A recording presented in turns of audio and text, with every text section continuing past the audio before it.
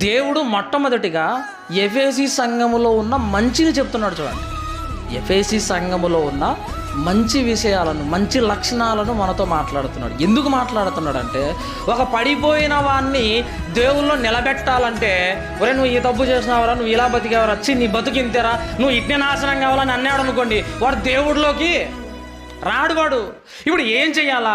వాడు చేసిన మంచి పనులు ఉంటాయి, ఆ పనుల గురించి మొట్టమొదటిగా వాడితో మాట్లాడాలి. ప్రభువు చేస్తున్నదే అది. మొట్టమొదటిగా ఎఫెసీ సంఘము చేసిన మంచి పనులను గురించి వాళ్ళతో చెప్తున్నాడు.